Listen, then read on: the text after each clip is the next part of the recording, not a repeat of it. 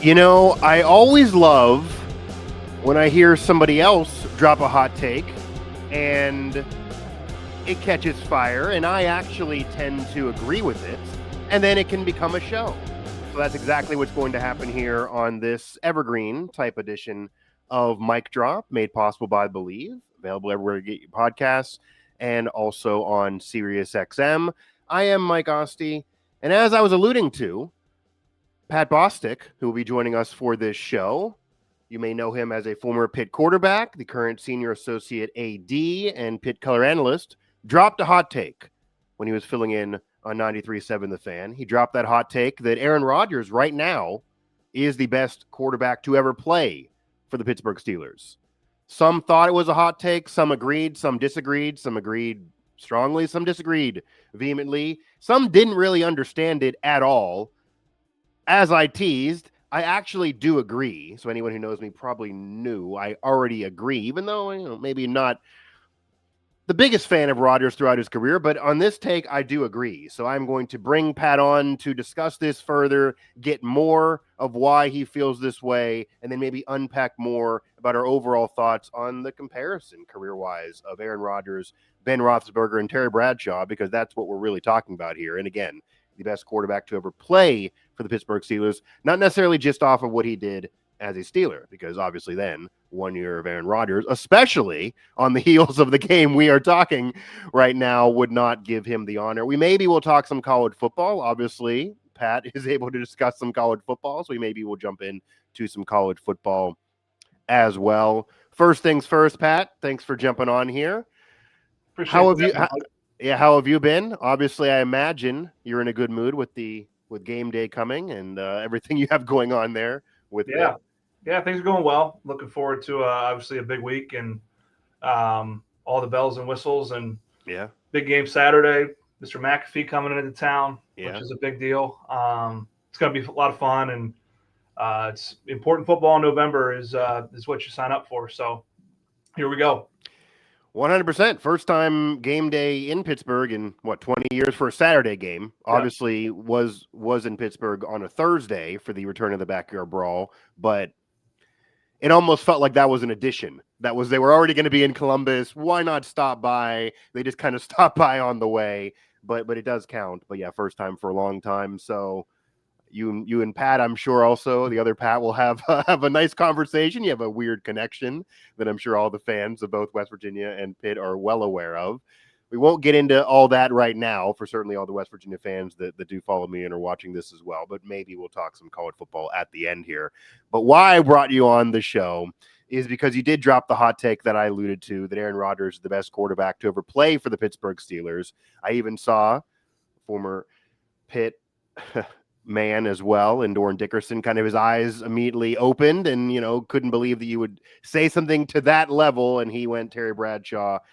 Where many maybe would go, you could argue Big Ben if you're talking the two of them, whether you want to go to championships or individual numbers. Obviously, Big Ben's more of my generation and what I watched. But you went Aaron Rodgers in terms of the best to ever play for the Steelers. Just first off, what made you go in that direction? Why do you believe Aaron Rodgers is the best quarterback to ever play for the Pittsburgh Steelers, just generally speaking?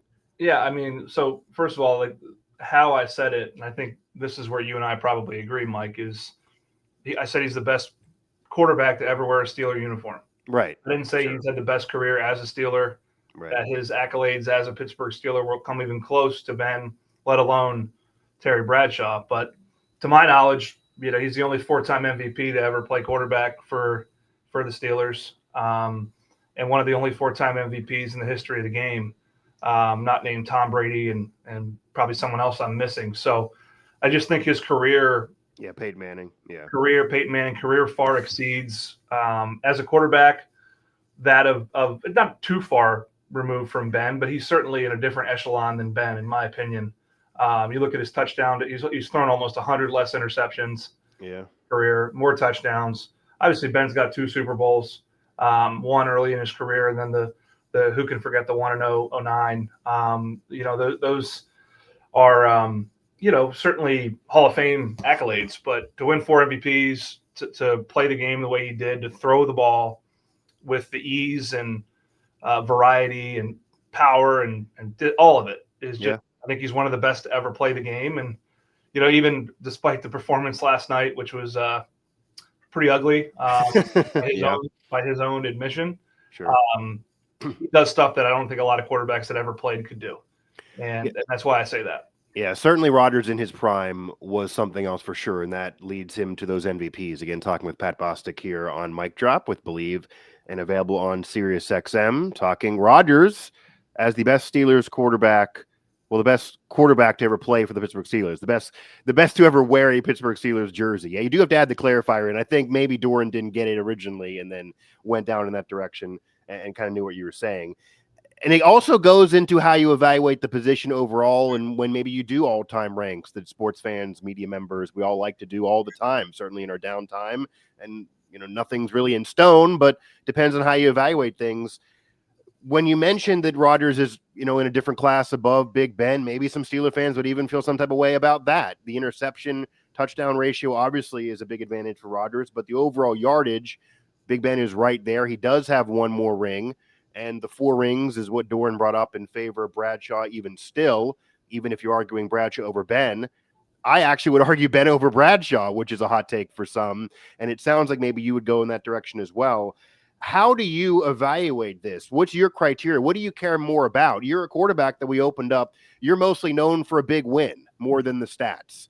But It sounds like you're more evaluating off of the individual play than necessarily the winning, because Rodgers does have the 1 ring, but he's also kind of known for not being the greatest in the postseason and having playoff failures and having MVP years where he then would turn around and have games way below that level in playoff games they were favored in, and then they would lose early.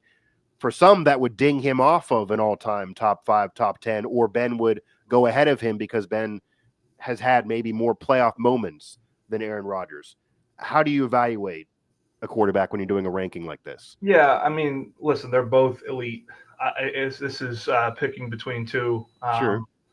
just outstanding players. I think that, and there's a case to be made for Ben when it comes to clutch performance, and Right. his ability to deliver in the playoffs. And obviously he had to go up against Brady more often and Manning than Aaron did on the NFC side. But for me, it's more the eye test. Okay. It's more the physical tools. It's the the efficiency. Ben obviously was a big risk reward quarterback. For Rodgers to be able to have the big play splash and mobility that he doesn't have as much anymore, obviously in his 40s, but he was an elite athlete. I mean, as close to Patrick Mahomes is more like him than probably anybody ever. Sure. And I just think he brought that to the position with the technical efficiency of a Joe Montana or a Tom Brady. He put Brett Favre and Tom Brady kind of together. He didn't reach the level of a Brady from a ring perspective, but there was just so much that he did, knowing the position, having played it. Ben strip tacklers off of him, shed him like a bead of water off his back, run around, spin around, and make plays. And obviously, as his career got older, that longer, he got rid of the ball faster. Rodgers just did it all, man. And that's why I say that. And his highlight tape is as good as anyone you'll ever see, bar none. Yeah. Again, during that heyday, during the Packer heyday, that highlight tape is something else. The mobility was there. The efficiency was there, which has become more of a thing that sports fans and media members talk about now. But he was doing it kind of ahead of it being in the consciousness of just being so efficient, completion percentage wise, etc. The comp to Mahomes is right there, because Mahomes had that game recently with his first game under 50% completion percent. He was at 44 in that loss to the Bills, and that was such a rarity that it was a headline story by itself. Rodgers was a quarterback like that during those prime years. How much does his playoff failures, and say, for example, if he does not end up leading the Steelers on a deep playoff run, and certainly that's up in the air to be occurring, dings him for you if you're doing a top 10, top 5 list? If, say, he had a few more rings because he was on great teams that could have won more, and say he did that, he could argue maybe as the GOAT of the sport. even if he didn't get to 7. How much does having only one and have it only be the one appearance and having playoff losses where he admittedly didn't play well, does that take him down notches if you're doing a GOAT ranking? Yeah, I think it does. I mean, there's no question. And for Ben too, it does. I mean, Yeah. listen, he again had to go head to head, as I said, with Brady and Manning more often. But for Rodgers, you can't put him ahead of a Brady. You can't put him ahead, obviously, of a Peyton Manning even. Montana, there's arguments just with the wins that he would be above him. Obviously, it's someone that Aaron idolized growing up on the West Coast. Yeah. He's in a category with a Dan Marino, I think, probably. Dan obviously didn't have a ring, got to one Super Bowl, didn't get one, and but revolutionized the position in a lot of ways and is known, I would say, pure passers of all time, quick release, strength, arm strength. Aaron brought more mobility to the position. Those two probably, if not for their lack of hardware, obviously both were MVP caliber players, several years of that caliber of play, are two of the best passers to ever live. But when you do a GOAT ranking and you play the quarterback position, the team ring, the Super Bowl trophy, the Lombardi trophy is an amplifier. It's an X factor. It's a multiplier for you. And that's why guys like Brady and Montana, and Brady is the GOAT. There's no question. Even Mahomes with multiple Super Bowl wins, those guys are ahead of Rodgers and Marino and Ben for that reason. Yeah, it's because Brady and Mahomes have the bulletproof resume. Right. They have it all. So for me, sometimes when I'm doing an all-time ranking in any sport, really, I kind of mentally can separate between someone being called the greatest versus somebody being called the best, if you get what I'm saying. Whereas the greatest would be all the resume, all the hardware, the championships, also the numbers, all of it together. The Brady Mahomes resume is just full-on bulletproof.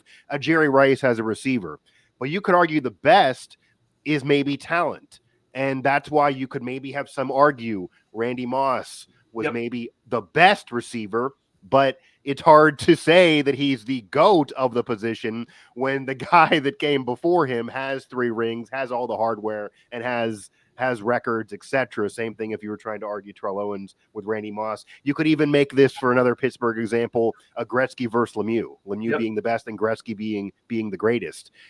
That, I think, comes into play a lot, and sometimes fans and even media, some of our colleagues, get it all twisted and wrapped into one, and that's sometimes why there's confusion here. But Brady and Mahomes have it all, so it really is between the two of them, with Brady probably still having the edge, and then Mahomes maybe able to overtake him.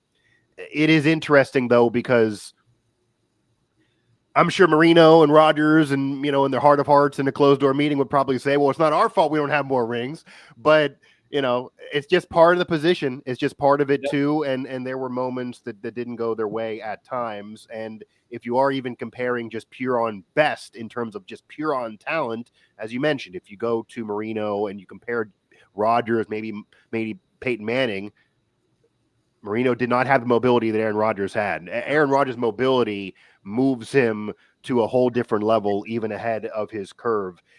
Pat Bostick here joining me on Mic Drop. Mike Asti here with Believe, available everywhere you get your podcasts, and of course on SiriusXM as well. What I do want to kind of segue into, though, because I think we do agree in terms of wearing a Steeler uniform, Rodgers is the best to play. And for me, you're really just comparing him and Big Ben in terms of individual play, even though Bradshaw has the rings that we're talking here. Maybe this goes into a greatest versus best conversation as well. Who do you think is the best Steelers all-time quarterback, and why? I guess I'll simply ask, in terms of playing the career as a Steeler. This obviously would take Rodgers away for just 1 year, but between Big Ben and Bradshaw, who is the greatest, the best, however you want to say it? Who is that best Steelers, that greatest Steelers quarterback all time? I was thinking as you were talking, Mike, like, you couldn't name a great defender on the Packers defense when Rodgers was in his prime. I mean, AJ Hawk was a good player. I guess they had Hawk. Charles Going to Woodson, McAfee's co-host. Yeah. Charles Yeah. Woodson later in his Clay career. Matthews. Yeah. Yeah, but Yeah. the knock on a Bradshaw and a Roethlisberger is those teams were as much, if not more, known for their defense when they won Super Bowls. Steel Curtain, obviously, Ferrier 100%. and 100%. Harrison and Polamalu. Certainly Ben's first ring. I mean, Yeah. even if you look at the game against Seattle, his quarterback rating was really, really low, historically low. Yeah, and then obviously he won the game Sure. in Tampa against Arizona. But Yeah, James 100%. Harrison with a huge play before the end of the half. So, Yeah. And Bradshaw played in a totally different era. I mean, Yeah. as physically gifted as maybe any of them in terms of his ability to throw it. And the game was so different back then. Yeah. You almost were always under center.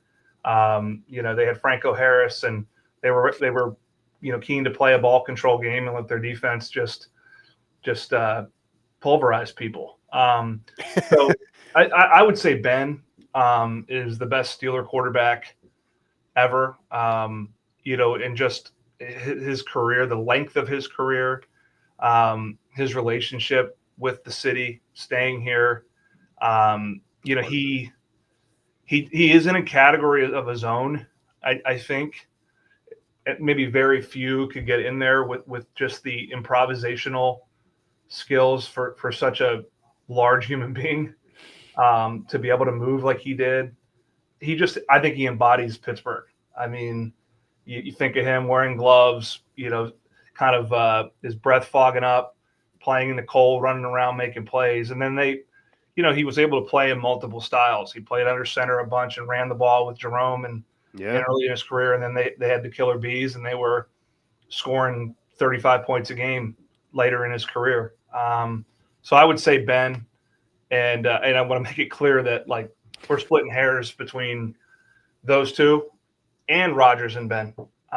Sure. I think that this is a fortunate, this is rarefied air for all these guys. And but for me, when I think, and probably my age probably has something to do with this, but I did not grow up a Steelers fan. I grew up on the other side of the state.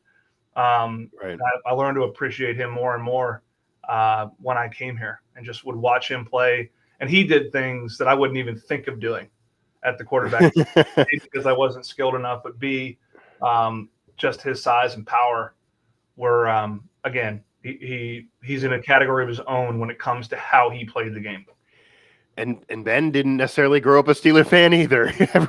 he grew up on the other side of the rivalry with the Browns, then ends up owning them throughout his career. I also do believe that Ben is the greatest or the best. I think it's actually a rare conversation. You could argue him being both in terms of Steeler all-time quarterbacks. And it's not to slight Bradshaw, because I think it is important that, especially for even fans younger than myself, younger than you, that would look at just the numbers. If you pull up Pro Football Reference, if you just do that, Bradshaw's not even in this conversation. But it's not fair to do that because it was a totally different era. I am sure at that point, Bradshaw was never going in the locker room saying, oh, I had so many picks, and I got to this many picks in my career. I got to this point in picks. My quarterback touchdown ratio isn't going to be sound enough. He just wanted to win the game, and that was just what they were all focused on. And there were rare quarterbacks in that era that even had stats that would compare. That's actually why there are some really old heads that still argue Johnny Unitas. Because if you look back then, Johnny Unitas' stats would compare to today, that he probably would be in the Hall of Fame off his numbers from then to now. He doesn't have 60K, but when you're 40 plus at that point, they would translate to 70K now. But if you look at any of those quarterbacks, the Joe Namath, the Terry Bradshaws, their numbers aren't going to blow you out of the water. But if you look at stats, if you look at level of play, if you look at winning, if you look at what he did in the era and embodying Steeler, and his relationship with the franchise is better and was better longer. I mean, Bradshaw's was cold for a bit. I think that does give Ben the edge. What I will do for the purpose of this, though, the argument, and I want to see your responses here, for Bradshaw would be, as I said, and as you said, you can't fully lean on the stats because the eras are different. Right.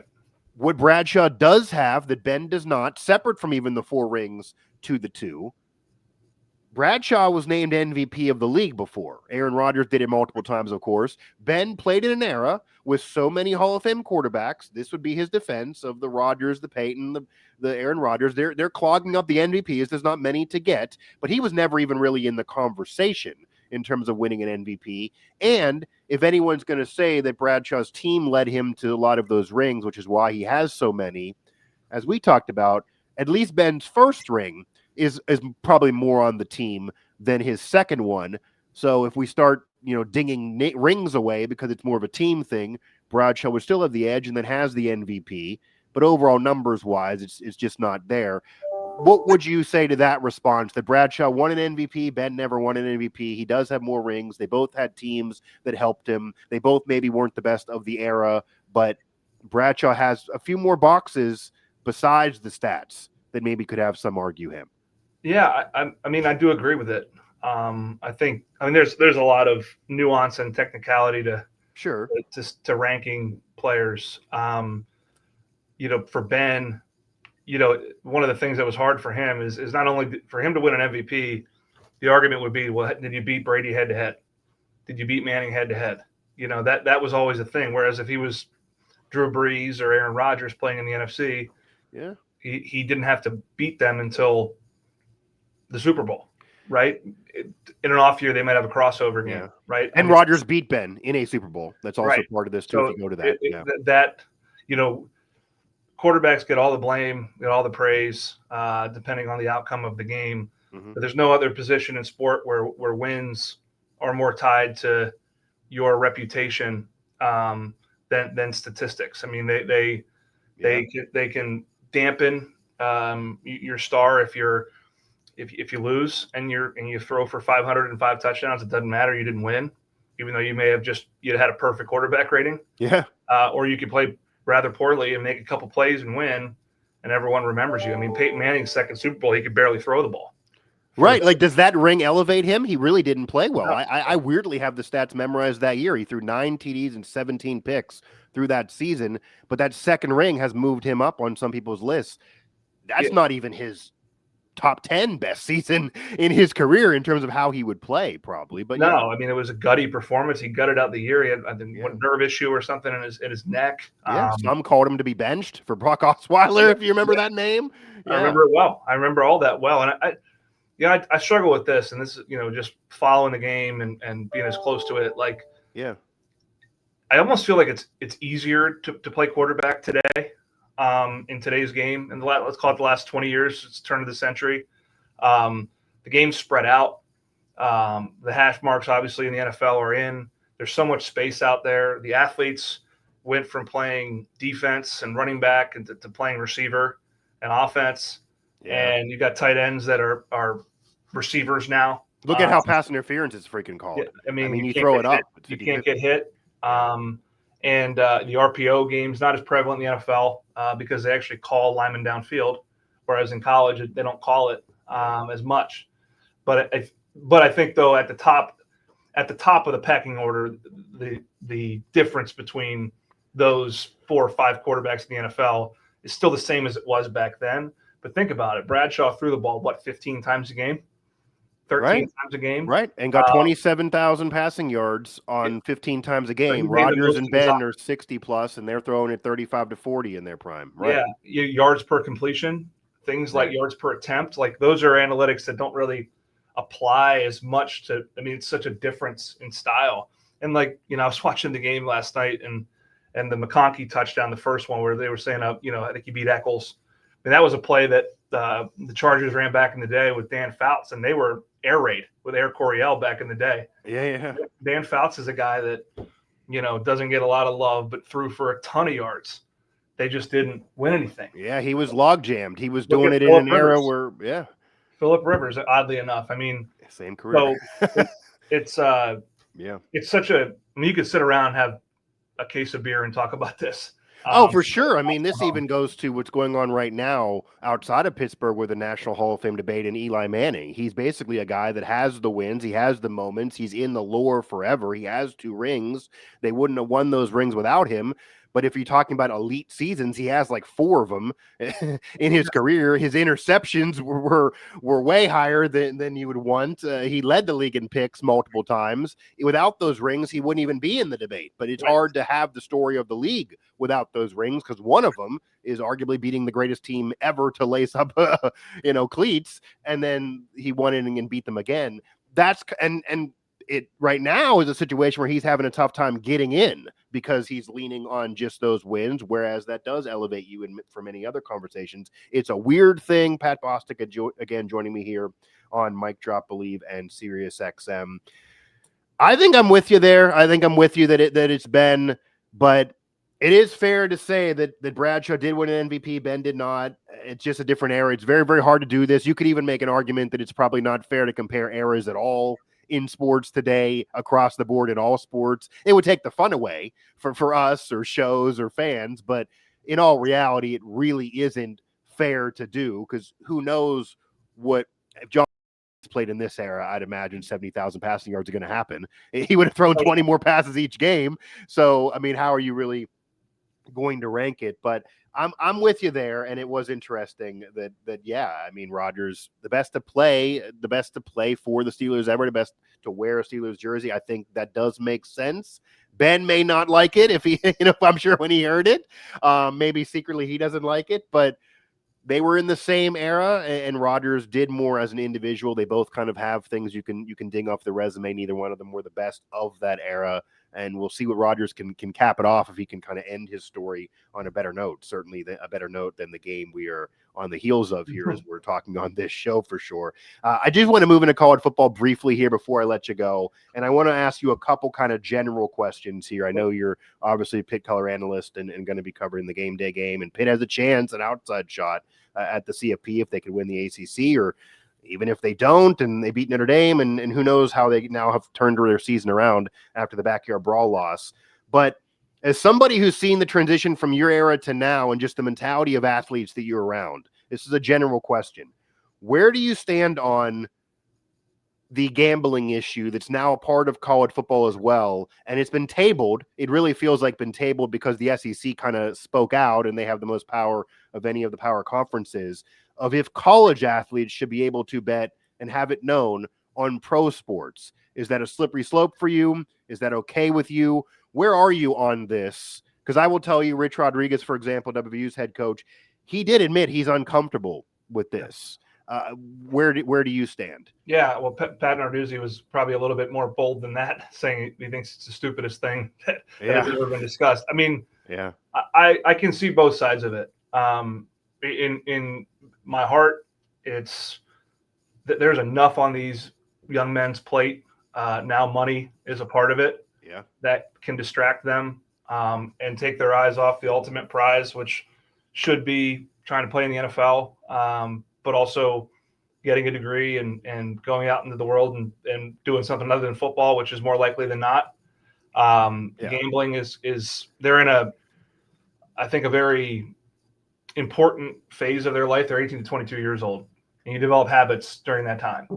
And I do think it's a slippery slope from that standpoint. It can be a distraction that can damage people for the rest of their lives in a very when they're in a very vulnerable state, right? They're very impressionable at this age. The other side of it is there's billions and billions of dollars in that community, right? There's so much in it. And there's also, I'll take a step back, the enforceability, the going after athletes for, mistakenly put a bet in on a pro game, or they put a bet in on a pro game. Like, what, is that something the NCAA should be spending its time on? But you start getting, the more accessible it is, the more potential there is for, I pushed the wrong button. I bet on a college game. Right. You know it's going to happen. And it'll happen. All of a sudden, the kid makes a mistake. Yeah. And they're getting indicted. So it's, yeah, I think it's a slippery slope. I think that I see both sides of it. I want to believe that they're mature enough to deal with it and to compartmentalize it and to have fun with it, like most adults do, frankly. But I also wonder if we're putting way too much on their plates at a point in their life when they still need some structure and guidance for where they're going. And that's the dad in me, probably. Wondering if my kid was 18 years old, do I want him making money now playing football and being able to get into that world where, generally speaking, I mean, good things can happen, but it's you lose more than you win. Not only do you lose more than you win, it's such a slippery slope that you kind of alluded to this. It's not so much that, okay, you can be suspended or maybe you won't get drafted or it'll hurt your value. As you mentioned, if you hit that wrong button, or maybe you get persuaded to do it intentionally, because as you know, even if the kid has the right intention, there's a lot of bad people out there that are going to say, okay, now you have access to this. Click over there. Yep. Tell me what's going to happen. Tell me if your teammate's playing or not. Because again, going to, these coaches that we're familiar with, they like to kind of massage the injury report as much as they can. The players know who's really playing, even if media or fans don't know yet, or they don't want it announced. This is part of the issue in the NBA, that there was a Chauncey Billups, a Hall of Famer, a coach, other players kind of saying, yeah, this guy's not going to play, way before anybody should know or it was out there. And then you place a bet. It might be an issue prop bet wise more than betting. But if you get persuaded, if one 18-year-old gets persuaded to go a bad way, or it's accidental, you could end up in federal prison. I mean, this is not about sports now. You could get indicted. Obviously, the government's going after these guys. This could become a major ordeal. So you now are making that into a situation that would be, you're dealing with even younger kids. Whereas I don't know if anyone's going to feel bad for a 35-year-old athlete who ends up telling somebody whether their teammate's going to play or not, because that's supposed to be a mature adult. An 18, 19-year-old, even if they're getting money, that is a different story. But it also feels like something that you can't get away from. I mean, part of why we're here with the portal, especially, but even NIL, there was a group of college kids that kind of got together and said, hey, you got to give us some of this money. That number on the jersey you're selling is me. Everyone knows it's me. Or we got to have freedom. If a coach can leave, so can I. And then we got here. You imagine if they just say a hard no, that college players are going to get together. We're going to have a Northwestern situation again, and this is eventually going to get pushed. I don't even know, really tabling it for a few weeks looks like they're bowing down to the SEC, to be honest, because they spoke and all of a sudden it's getting tabled. Maybe it's off the NBA news, but it seems like it's pretty unavoidable. But there's gonna be an incident. It's just almost inevitable. There's going to be a time where there's going to be a college player that's going to accidentally bet on college, or maybe you bet on even a pro team when you're about to get drafted by that team, or that team's already there. That's also going to be a slope. I mean, February, we're already in draft season. Super Bowl's being played. Are you going to bet on teams that maybe you're going to be on in a month or two? That seems a bit odd as well, but seems like unavoidable. Last thing, I just kind of a general on the CFP as well. I mentioned Pitt as an outside shot. I don't think it's going to happen for Pitt. Maybe you're more optimistic, but I won't go into that here. Do you like the current format of the CFP? It's even different than last year. Obviously 12 teams, but this year, if Pitt would say get in by winning the ACC and get over the real bad loss they have to West Virginia, and say they don't win out but win 2 out of 3, say they win the ACC and they get in, but that would not necessarily give them an automatic buy through, an automatic top seed, an automatic spot that you would even have got a year ago. People are already saying that the ACC champ would be it, and that nobody else from the conference would even get in, because the conference doesn't have the blue bloods at the top right now, or the top programs, whereas a year ago, just winning enough would be enough to get that spot to advance on in that top seed. Do you like how it was last year? Or do you like how it is this year, where they're kind of just ranking fairness regardless of whether you win a conference or not, and the best teams that they feel are deserving would get those top seeds? Yeah, I like where it's at. I mean, I can see expanding it. I can see keeping it where it is. I'm all for parity, and I think we're seeing that start to play out a little bit in college football. I mean, I was driving in this morning and listening to something, and they're talking about we could have a world where Indiana and Texas Tech play for a national championship. I know, yeah.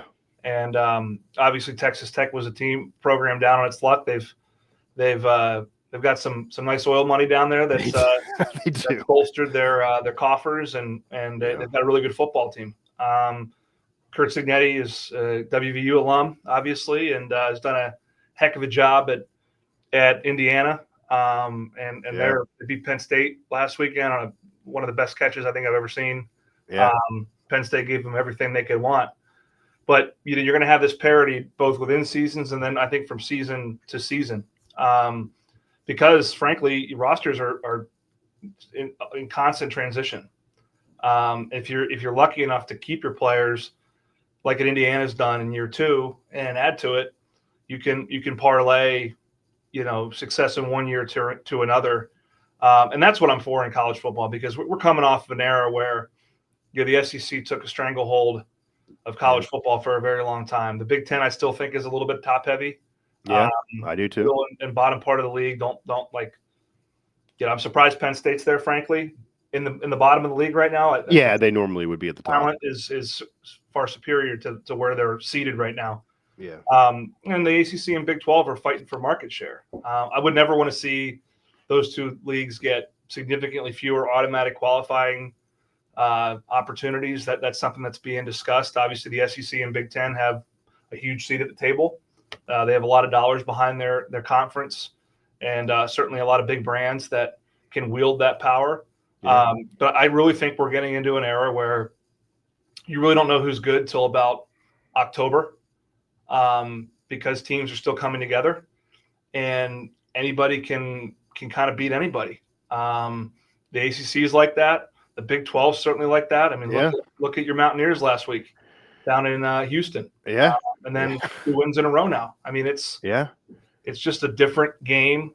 I don't love all the movement. I don't love all the transferring. I think we kind of threw the baby out with the bathwater, so to speak, with regard to how this is being legislated and governed. Yeah. I mean, there's one window now instead of 2. It calms it down a little bit. It does, but can you put you back in the bag? Probably not. Sure. But I do like the parity, and that backyard brawl game is a perfect example. You throw the records out for that game, and now you fast forward and look at the trajectory Pitt's on. Now West Virginia's starting to stack a couple wins. I mean, I love that for college football, and I do love the fact too that some of these programs that maybe weren't in the conversation have found a way, like a Texas Tech or Indiana, into the upper echelon, because I think for our Panthers and Mountaineers, it shows that there's a way. Yeah, it does show there's a way, and Indiana is just that perfect example. In 127 years, 0 10-win seasons. Yep. These last 2 years with Kirk Cinetti, 10 wins each year, and more that they're building on this year, 2 10-win seasons. That's insane. I mean, Kirk Cinetti should get a statue even if they don't win a national title based on comparison to the previous 125-plus years. And I think also what this era gives you, the past era did not. You could, and Pitt's doing this now, you can have an early season hiccup like they had in the backyard brawl. Even with West Virginia turning it around now, the best they can do is a bowl appearance. It's still going to be a bad loss, but it doesn't have to ruin a year. They can have that be a bad game. They've turned it around. They have a new quarterback now. And if you win the conference, or maybe even if you don't, there's wiggle room now. Right. Whereas it did feel like in the past era that you lose 1 or 2 games unless you're Oklahoma, Texas, Ohio State. There were certain programs, and we all know, they would get a kind of a mulligan or 2 throughout a year. Whereas West Virginia and Pitt, you lose one of those, you're done. And that's not the case in this era. And you can win quicker, which is maybe why there's a lot of heat on Rich Rod right now. You're supposed to be able to win quicker in this era, but things have to go your way. And Indiana proved that you can potentially win quicker. But there are some blue blood historic programs that are having a rough road in this era, even with supposed money. I mean, look at Oklahoma State. There's money there. I know there's money there, and they can't figure it out in Florida this State, era. Clemson. State. Clemson, 100%. Yeah, I mean, Dabo Senior was a little resistant for a while. He seems to come to terms, but they're not figuring out as a team, even if they were supposed to this year. Miami is always that sexy pick that goes through their hiccups, even with supposed money that's down there. So you just never know. There's a lot more parity in this era for sure, and we will see where it goes. Maybe we'll have a weird Indiana football championship before they win a basketball one again, and maybe now. Yeah, I mean, it's kind of weird. Like the basketball coaches at those basketball schools, they're going to have to get in meetings with people like you at Pitt and argue for money. Darren DeVries is going to have to argue against the football coach for money in Indiana. That never would have been a thing before. They would have flooded it to whatever the basketball coach wanted. It's crazy, no doubt. It's good. I like the format. I think it's not perfect, but what is? Yeah. But there's more paths, right? There's more paths. There's more doors you can go through to get in the conversation, to have a chance to play playoff football. And I'm all for that whole paradigm growing, for December to be, a month of college football playoffs. I thought last year was awesome. Home games in December, things like that. I mean, I think you have to figure out the student part of it. That's hard, right? When the students aren't there. I covered the CFP at Penn State. That was a really cool thing, but it felt more professional than a student. It didn't feel like a regular season game. Yeah. Right. We got to figure those things out, but I think you expect those hiccups throughout the building process. And, this thing's going to be even bigger when that contract comes up, 2030, 2031, and this thing gets re-upped. You're going to see A, dollar signs, but B, a lot of infrastructure put behind the CFP becoming one of the biggest stretch runs in sports. Yeah, and I think it's already made college football right behind the NFL in terms of, we're talking leagues and sports. It's really a pro league now. I mean, you can throw it and compare it to the NBA, NHL, at Major League Baseball, and you could argue it's right below the NFL. And I do like it too. I think 12 actually is kind of a nice number. We're getting into 4 or 5 losses if we go to expand it any further for some of these teams here. I don't want a 7-5 team necessarily in my playoff. It's different than March Madness. People would argue that why March Madness does it. You can't play until March, and it's just a different animal. So I think we might have found the sweet spot here. And we'll end here. But the only downside is, in a way, that it does make it very difficult for teams that want to play, that are rivals, that are both historic programs, that are in different conferences. As we know, with West Virginia and Pitt, that brawl is not going to go on a break for several years. It's kind of devalued a little bit. It's certainly not as big of a deal as back with the 13-9 game for this year. I mean, West Virginia fans are trying to connect the dots that if Pitt would not win the conference, win 2 out of 3, and they would end up as the 15th ranked team and miss out, they're going to try to argue that it's because of the brawl win. And maybe it would be. I mean, if they would have had that, maybe that would have put Pitt in. It wouldn't be exactly the same connection, but it devalued rivalries. It's made it harder to do out-of-conference rivalries. It's made it harder to have those games matter as much.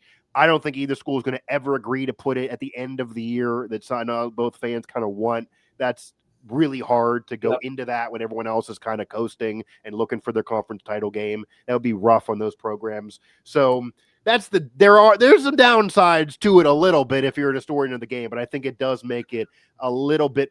It makes it more even. It creates more parity, and it also makes it a chance that these programs can open up a year and have a legit chance to win national title if maybe they wouldn't have thought they had a chance before. And also we get into a period now that these championships are going to be undisputed and actually count. I mean, for 100 plus years, it was people claiming things. We had polls and opinions. No one really knows. There's arguments forever on what should be claimed and what should not. You can't dispute the CFP, even though some like to try. So it does. I think it overall makes it better. Pat, I appreciate the time for sure. I hope to have you on again. I hope to do something with you on again, and I'll give you a good luck for game day. Thank you. I'll give you a good luck for game day. I appreciate it, and anytime, Mike. Appreciate the opportunity, and keep up the good work. And I guess we got a hoop game on Thursday, so we'll see. Yeah, are you going to be down there? I to be determined. I went last time. I got a couple of things. Busy week with football. I'm sure it is busy. There's a chance I show my face. If you're down there, I'll say hello. I will definitely be down there. Yeah, there's intrigue. Yeah. It's another new Mountaineer head coach. These teams are winning right now. It could be one of the better brawls. Last year's brawl was not that great with a big win for Pitt. Yeah, let me know if you're going to be down there for sure. I'll be down there. We'll do, man. All right. But Pat Bostick again joining me here on Mic Drop with Believe in Sirius XM. Pat, the Senior Associate AD with Pitt, the Pitt color analyst, and also appears on 93.7 The Fan. Maybe not too much of a debate format here if anybody wanted that. I kind of agreed with his hot take that some thought on Aaron Rodgers being the best quarterback to ever play for the Steelers, ever wear a Steelers jersey. Obviously not off his work as a Steeler, which again is left to be desired off of the last game, but solid prior, but it's just 1 year. But overall career, best to wear the jersey. Overall career beats Big Ben for me. Same era, beats even Bradshaw for me. Fair or not, that's just how it is. And then I think that slippery slope of betting is going to happen for college football, for college sports. We know there's going to be an issue. There's going to be a scandal. I don't think they can avoid it. And I kind of think we're in a sweet spot with the CFP as well. So hope I see Pat down there in Morgantown for a basketball edition of the Backyard Brawl, which is all we got right now. It's going to be a break until the football game gets back underway. He does have Pitt this weekend with game day in Pittsburgh, the first time for a Saturday game day in 20 years. It'll be interesting if Bostick, obviously the quarterback of 13-9, and McAfee get together and have a conversation and discuss anything there. It's a homecoming for McAfee, even though obviously not a Pitt man by any means, and we'll see. I'm sure Pat's a little more optimistic. I don't think Pitt's going to end up in the playoff, but this format in this situation this year, even though it may not have been that way to this point. We'll see if Pitt gets in, but it hasn't really been that for West Virginia or Pitt that they really feel like they can get into the CFP. But look what these non-traditional programs have done when they get the revenue needed and then they get the right coach and then they can get in there. So if you believe you have the right coach and Rich Rod and Pat Narduzzi still at Pitt, if you believe that resources are kind of getting turned around, you can be optimistic for the future of these programs. And even for West Virginia that Pat kind of alluded to for an optimistic tone there. Yeah, a really bad stretch this year, but if they would get in the bowl game or even ending this season strong, you can pivot that into an easier offseason. One fewer portal window, coaching staff's been there a while, hopefully a little bit more revenue for them, and see if they can turn that into a much better year next year. And we'll see where Pitt ends up. But, kind of predicting another traditional Pitt end of season downturn. To be fair to this year, this is where they're facing the hardest teams on their schedule. I've yet to see them beat anybody really of note. We'll see if they do it against Notre Dame. We'll see if they do it the rest of the conference play. If they win the conference, even if it's a down year, they will get in, and then we will see from that point on. Again, thanks to Pat Bostick with Pitt Senior Associate AD, and Pitt Color Analyst, as well as 93.7 The Fan. I am Mike Asti. That'll do it for this edition of Mic Drop here, made possible by Believe, available everywhere you get your podcasts, and, of course, also on SiriusXM.